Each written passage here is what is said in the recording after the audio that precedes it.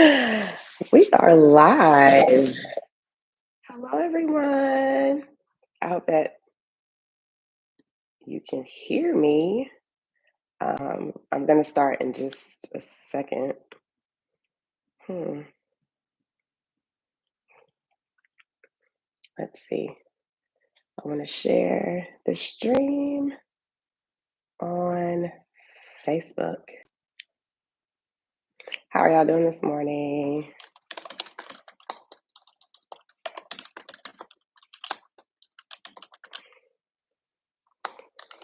Okay.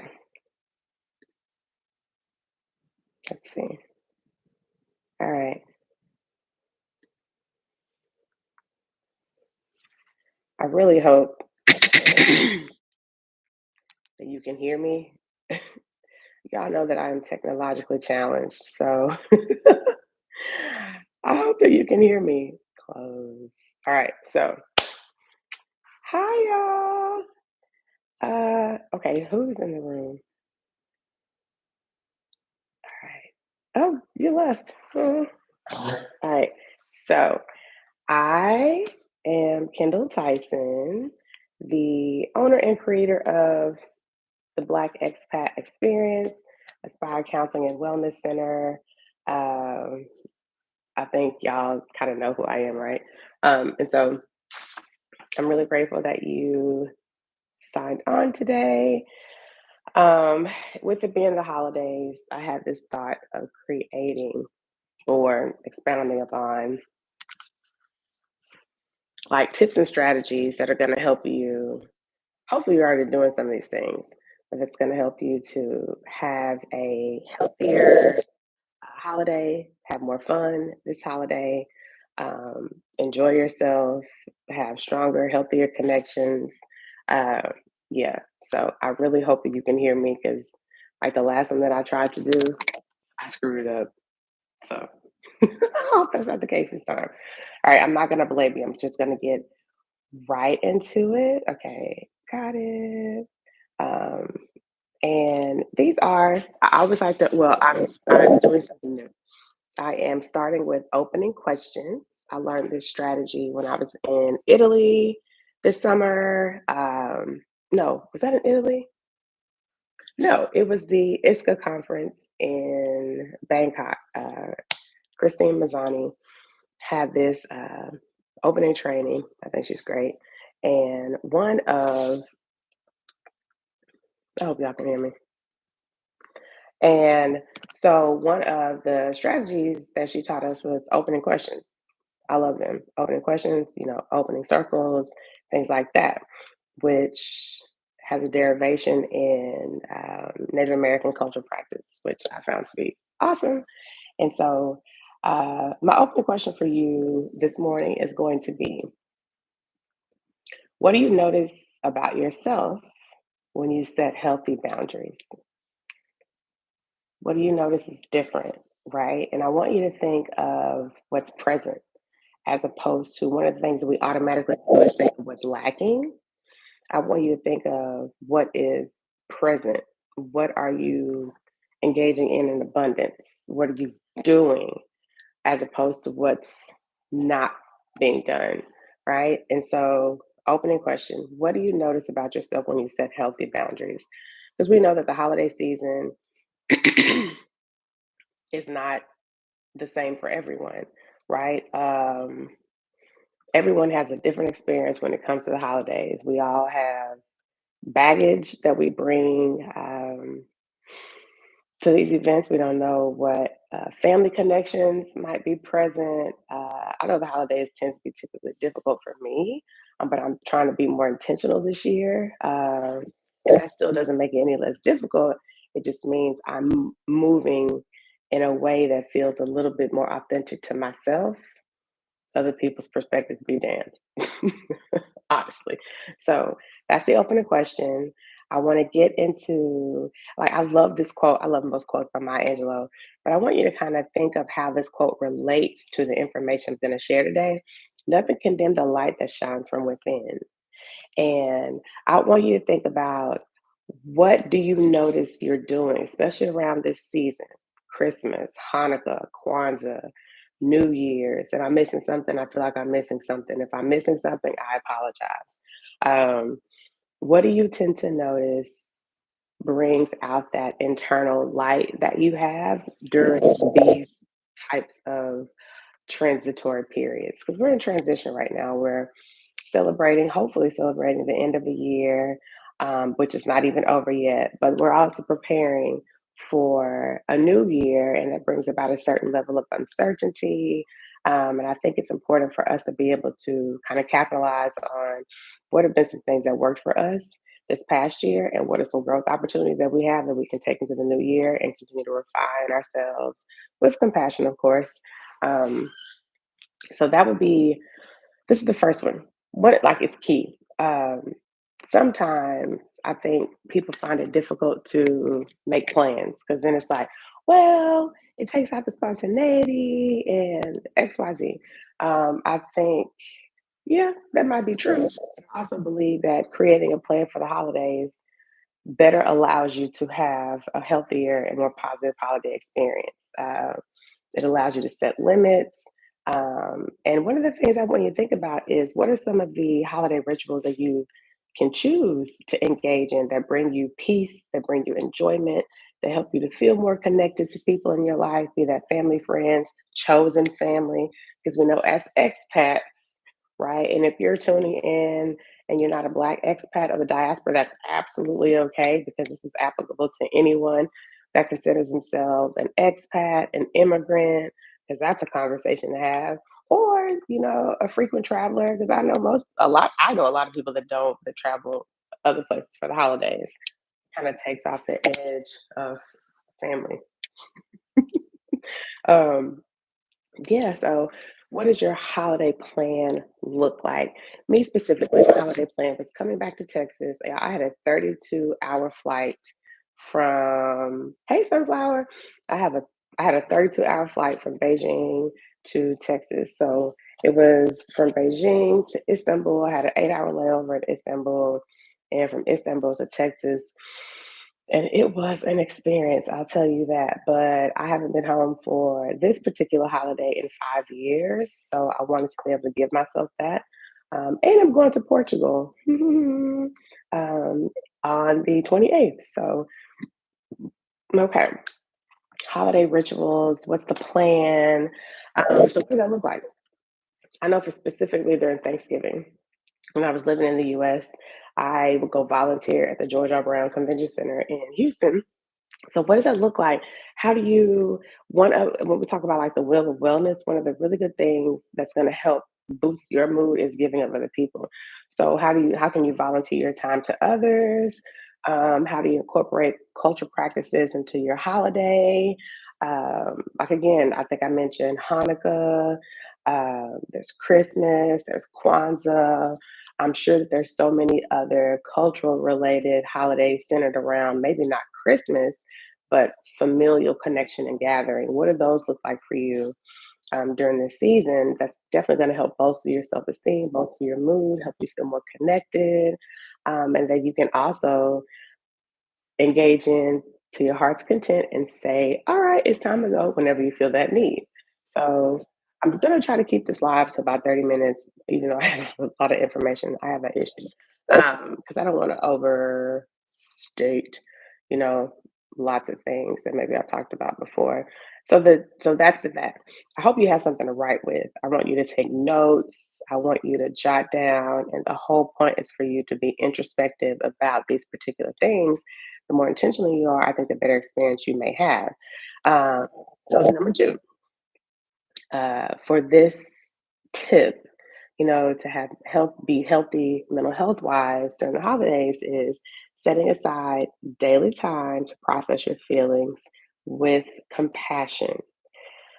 What does that look like for you? How do you do it currently? What do you currently do when you recognize that you are overjoyed, right? How do you sit with that overjoyed feeling?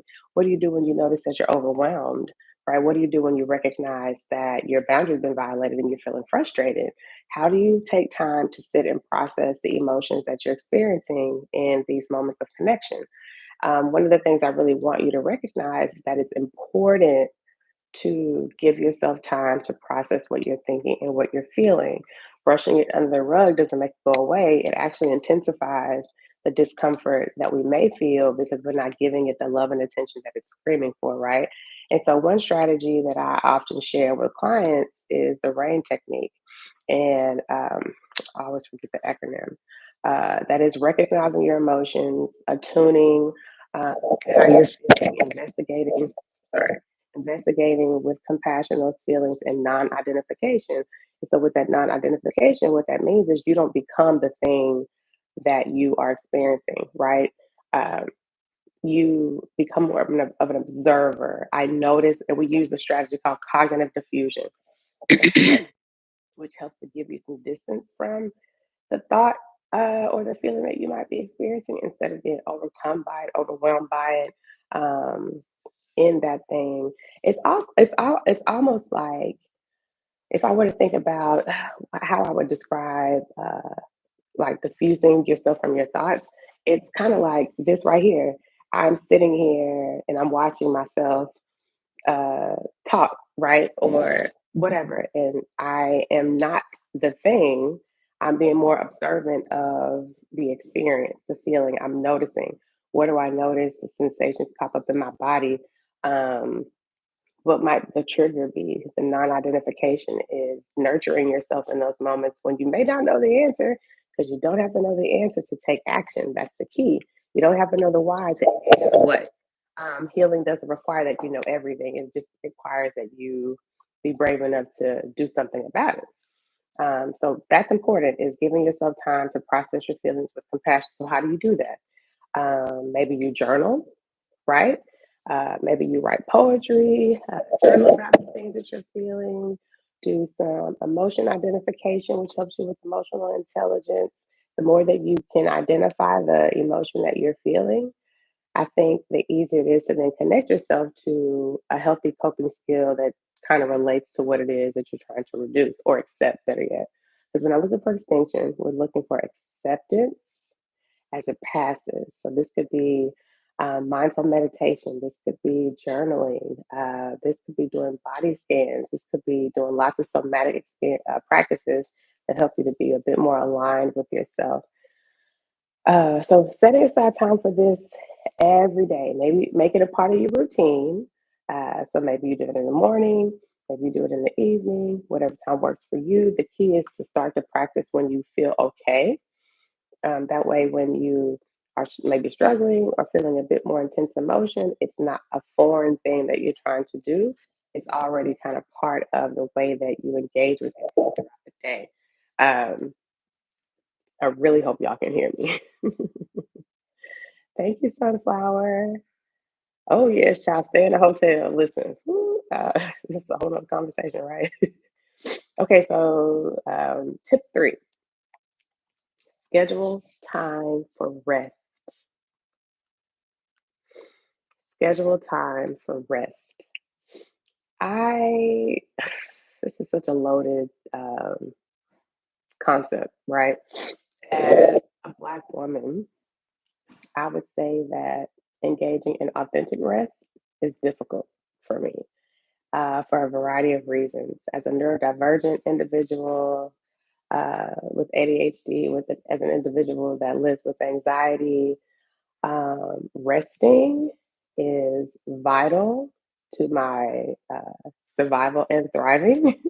However, it is one of the more challenging things that I find I have to plan. And so I was reading this article on Psychology Today, and they talk about the 7 different types of rest and what that could look like for you. So I want you to notate these and then identify what's like the element of rest that calls to you that you could probably invest a bit more time in this moment. And so when we think about, let me close that, when we think about resting, I have this quote that I created, and it is rest is an essential element to excellence. And so, I don't know how many Black women feel this way or Black people in general, the diaspora. Um, we've always been told that we have to work twice as hard to get half as much, which is traumatic even thinking about it, having heard this from a very early age. And I believe this attitude, this reality, unfortunately, really drives a lot of the behavior that can lead us to be unhealthy, like overworking, burnout easier, just frustration and things that we experience professionally, racial traumatic stress on the job. Like I could go on and on, but I'm not going to do that. So when you notice that you're experiencing signs of burnout, first knowing what burnout looks like for you, um, then it's key that we begin to engage in healthy rest. But rest doesn't cure burnout. Rest is simply is a component. When you're experiencing signs of burnout, it's really important to know that you might need to make some alignments and changes in your daily life that allow you to reduce the exposure to the thing that's causing burnout, eliminate exposure, improve your coping, but you can't self care your way out of burnout. Like there has to be a shift in the way that you're experiencing things. And so here's rest. Here are the 7 types of rest. I kind of got off on a tangent there. My brain does that all the time. So physical rest, clearly, that is sleeping, that is relaxing, that is napping. All these things fall under the category of physical rest. And so we know, like scientifically, 8 hours of sleep is a gold standard, right? And if you notice that you're getting less sleep more consistently or more sleep, more consistently, those are things to pay attention to, right? Are you feeling refreshed? Are you getting that REM sleep that's helping you to um, be cognitively refreshed, crystallize information that's taken in throughout the day, that helps you to wake up feeling strong and clear. Um, that sleep is one of the most, sleep is literally, if I could bottle sleep, I would. It is the thing to do, but figuring out what that looks like for you. Napping is important as long as you're not taking super long naps that disrupt your circadian rhythm or your sleep cycle. But I wish I was into naps when I was in college. Oh my goodness, because as an adult now, napping is everything. So you have like the rest, the sleep, the relaxation, napping, et cetera, et cetera. But that also means like active rest, like active physical rest, which is paradoxical. Most things in therapy are paradoxical, people. It sounds like it doesn't make sense, but when you do things like restorative activities. I am a proponent of walking. Take a walk every day, doing yoga, doing stretching, getting massages. These are things that are going to help you to rejuvenate and feel more restored. So, what does that physical rest look like for you? Then you have mental rest. Duh, right? So for those who procrastinate and who are overworked, strategy that I often give to my clients and I use myself is encouraging short breaks throughout the day. And if you need a productivity hack, the Pomodoro method is golden. It's literally the gold standard. It is 25 minutes of focused work with a 5-minute break. You do that 4 times, and that's a Pomodoro cycle. Um, it helps you to stay focused and intentional, and it bakes in the breaks that are important for cognitive refresh so that you don't get burnt out, so that you don't get that cognitive fatigue. So maybe this is something that you can practice. So short breaks throughout the workday.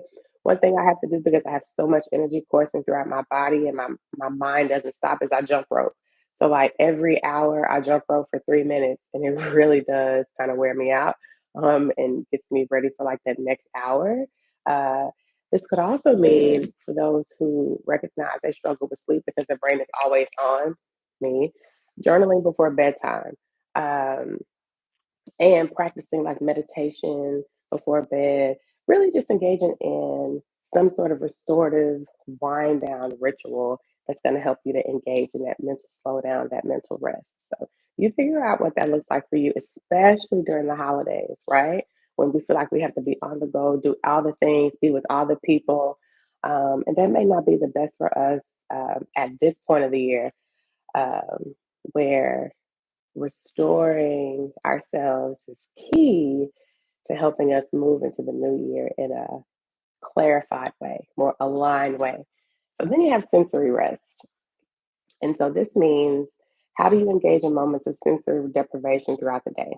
right? Maybe that is for sure, it should be no technology an hour before bed. Maybe that is doing some meditation in a dark room, but just being in a space throughout the day where you're not bombarded by all the things. Um, I get overstimulated really easily, and so uh, having to sit in silence or with music or a sound machine is really important to help me engage in sensory rest. So I'm wondering what that could possibly look like for you. Especially during the holidays. I mean, for those of you who like to stay in nice hotels, I know some of that's what you said. What does that look like? Is that going to the sauna? Is that going swimming? Is that sitting in the hot tub? Is that getting a massage? Is that going to the gym? Think about it. Then we have emotional rest. Uh, how are you practicing authenticity? So one of the examples that the article gave is when someone asks you, "How are you today?" A lot of times we are so clocked in to say, "Oh, I'm fine." And sometimes in our head we're thinking, "I don't want to tell this person my business, or they wouldn't understand, or X, Y, Z." And I wonder what could it look like for you to allow yourself to be honest in that moment. And I think some people equate, oh, well, you're negative if you're honest about the fact that you're experiencing difficult emotions, but I call bullshit on that. No. The more that we can be open and honest about the highs and the lows that we're having, I think the more emotionally attuned we will be, and people find it easier to connect with us. Um, yeah, find places and spaces that afford you emotional peace, and being in relationship and connection with people that help you feel at peace as well. And that could be through acceptance, et cetera, et cetera. So I don't know what that looks like for you. That's something I want you to unpack though, especially during the holidays, because we already know, y'all, when we think about like our favorite Christmas movies, this Christmas, um, oh, what's the one? Which is one? This Christmas is the one with Loretta Devine and Idris Elba, and then you have the one with Danny Glover that came out a few years ago. I cannot remember the name of it, but it's such a good Christmas movie. Well, is Welcome Home Roscoe Jenkins a Christmas movie? I don't remember, but when you think about it, all of these, the plot is lots of emotional turmoil. I mean, obviously they're funny, but they're so real. So, who are the people? Who are the places? Where are the places? What are the spaces that you can find yourself in that's going to allow you to feel emotionally restored? Think about it. Then we have social rest. There's one more rest. Social rest. Are you introverted? Are you extroverted? I, growing up, was definitely extroverted. But I think the more mature I've become more of an introverted extrovert. For me, it's more important to spend time with people that I feel I can feel more authentic and aligned with, and then I'll just come alive, right? Uh, so the company matters to me, and learning to spend time with myself and be happy about that is something that I've come to enjoy. But understanding like the limits of your social battery, you do not have to do all the things, right? It is absolutely okay for you to say no when you need to.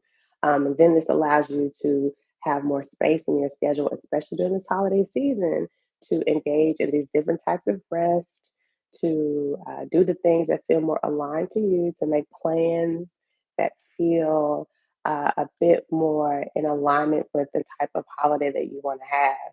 And sometimes it might be upsetting people, but that's absolutely okay. We're not meant to be at the service of others for our own emotional wellness. And hopefully, you're in relationship with and community with individuals that understand that and recognize your autonomy and celebrate that. And so the last one is creative rest. How do you surround yourself with inspiration? Also, taking the pressure off yourself to be productive. I don't know what it is. And again, I'm going back to Black women because that's the reality that I live in. There is always a need to be productive. I was just talking about this with a client, two clients the other day. This nagging desire to be productive. I have to be doing something to know that I'm worthy. People will be proud of me. I'll be proud of myself. And I really want us to disabuse ourselves of this notion that in order to be loved, appreciated, seen as valued, that we have to be engaging in something productive. Rest is productive. Rest allows us not to snap off and pop off on people, right? Rest allows us to be our most creative selves. Rest allows us to show up in these spaces and feel present. So, what does that look like for you? That inspiration during the holidays. Maybe this is going to a museum. I'm definitely doing that. Maybe this is doing like the Christmas lights and celebrations. I'm doing that when I get to Portugal. I mean, think about it. Wherever you're traveling, how can you engage in something that helps to inspire you? I remember one trip I took to Cambodia, um, and I did the sunrise at Angkor Wat, and it was magical. I don't, I can't even describe it. It was just it felt like such a spiritual experience. Um, so it was so much fun. And how do you begin to do more things like that, especially if your thing is to travel during the holiday, like most of us do? I have just a few more. I wonder how y'all are feeling about this information. Does any of it sound new to you? Does it sound actionable? Does it sound like it's too much? If it's too much, that means you definitely should try something. Here's one that I say is easy, but I can't say what easy is for everybody. Making exercise a part of your daily routine. Full stop. What do you mean, Kendall? Get up and go take a walk every day. Maybe that's a 20-minute walk in the morning. Maybe that's a walk after lunch. Maybe that's a walk in the evening. The temperatures are colder around the world, right? Well, depending on where you are around the world. But making exercise a daily part of your routine. Maybe that's doing some yoga with your family. Maybe that's doing, I remember we used to have a Wii. Maybe that's doing the Wii, with your family, going to the gym.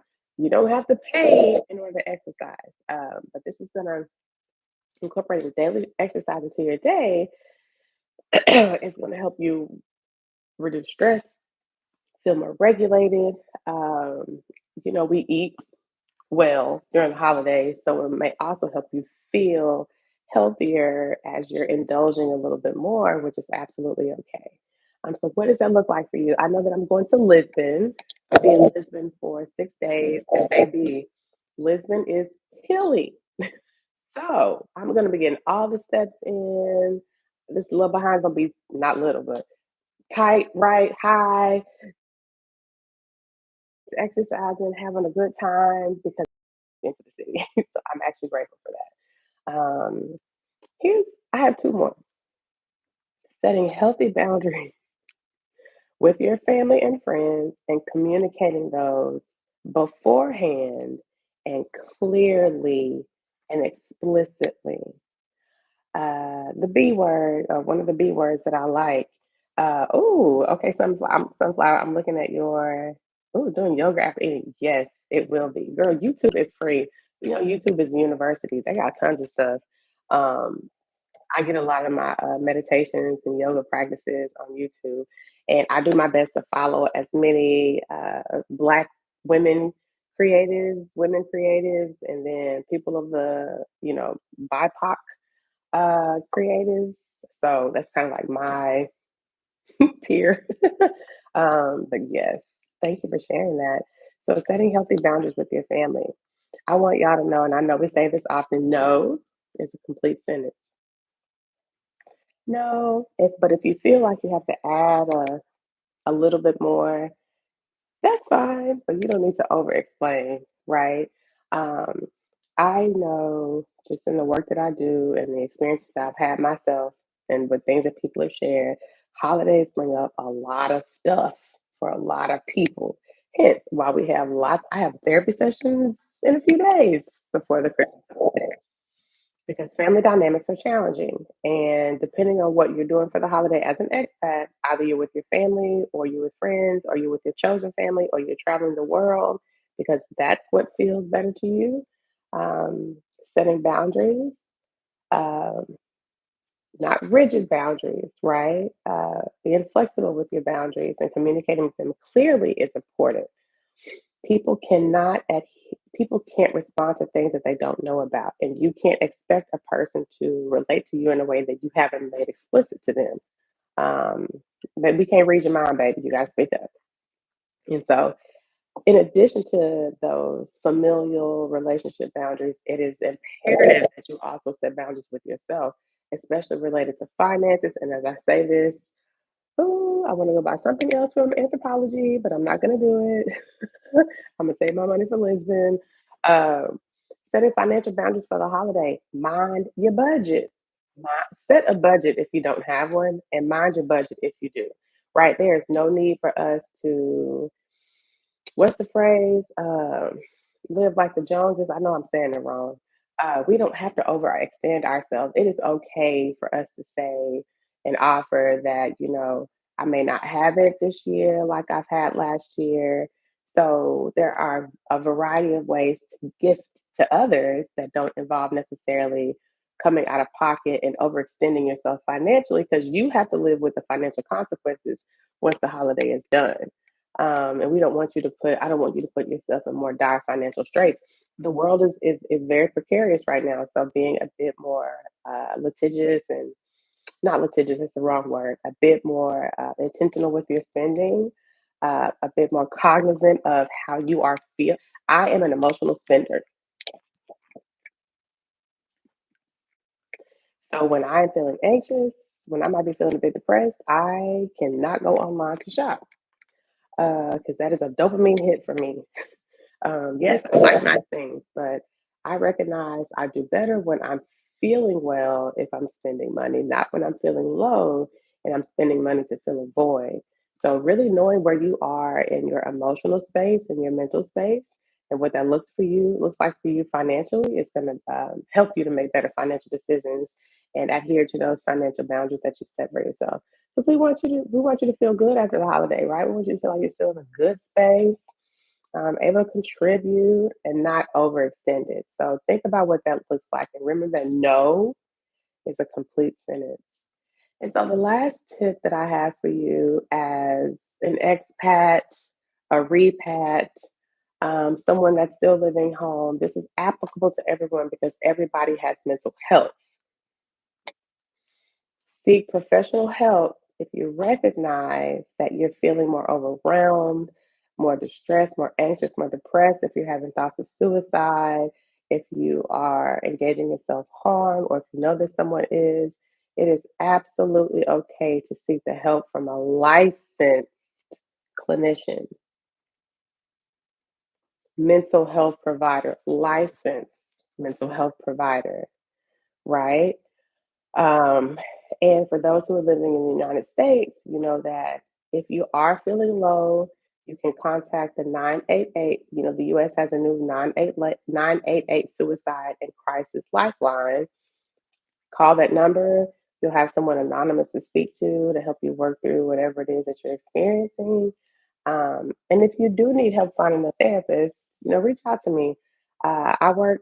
I have clients in Texas. I work internationally, and I'm creating a listserv of BIPOC international clinicians to offer mental health services to people that live abroad through my business, Aspire Counseling and Wellness Center. And so we have about 5 therapists on that list right now. It is ever expanding. So if that is something that you need, please let me know. I can do my best to connect you. Otherwise, there are other entities that you can connect with. I don't want to get sued, but I'm going to definitely say this. I'm not going to say that because I don't want to get sued. uh, yeah, if you kind of want to know where to be steered to, reach out to me. Because there are certain entities and businesses that are not going to be helpful statistically. So yeah, and so I I hope that everyone is really on the cusp of the holiday, right? Christmas is a few days away, 5 days away, and I wonder what's like the prevalent emotion that you're experiencing this year. I actually feel good about it, which is often not the case, but I'm very happy. I'm gonna sit with that, right? I want to leave you with this quote: uh, "You yourself, I love Buddha, as much as anybody in the entire universe, deserve your love and affection." Just take that in. You yourself, as much as anybody in the entire universe, deserves your love and affection. So, these are some skills that I want to leave with you to practice as you're engaging in more regulation, exercise, um, attunement, deep breathing. You have the 478 breathing strategy. Look that up. It's really easy to utilize. You have guided visualization. You can practice grounding strategies. There's so many ways to find yourself to be more grounded, and that helps to bring you back down, bring you back to the present, a healthy distraction from whatever the stressor or trigger is. So there's a strategy called 5, 4, 3, 2, 1 grounding. There's so many different ways to ground yourself. Body scans is one of them. Practicing journaling is a really good way to help you to process the thoughts and the feelings that you're experiencing and identify patterns of behavior. Exercise, I already said that exercise. Mindful meditation is a really good skill to engage in. I hope y'all can hear that phone ringing. Um, Especially before bed or absolutely throughout the day. And then you have this strategy called progressive muscle relaxation, which if you recognize, ooh, my arm hurt, y'all. I got my COVID booster yesterday, and that mug is hurting. Um, if you recognize that you tend to tense up a lot, um, doing progressive muscle relaxation is really going to help you to be able to learn to tense and release. And then we have cognitive diffusion. Shared what that looks like earlier. And so, my closing question for you today is, what would you like to gift yourself this holiday season? What would you like to gift yourself this holiday season? I asked my parents this question last night, and I love their responses. They gave me permission to share with y'all. My mother, she shared that, and we're not talking about, well, I don't want to put stipulations on it, right? I'm not necessarily talking about tangible things, but shit, if you need to give yourself a massage, which I am, do so. But it's more um, intangible, right? Things. So my mom shared that she'd like to give herself uh, more space to live authentically, like self honesty, and more opportunities to be present. I think these are great, right? But whether I think they're great or not, they're hers. I'm just grateful for her honesty. And then my daddy, he said that he would like to give himself uh, the ability to quit smoking. Oh my God, I'm going to cry.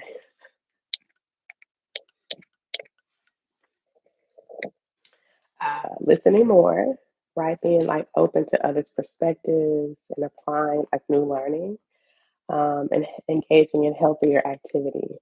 And so I ask you all again, what would you like to gift yourself this holiday season? I'm going to leave you with that. I, and what would my answers be? I couldn't figure mine out last night. I would say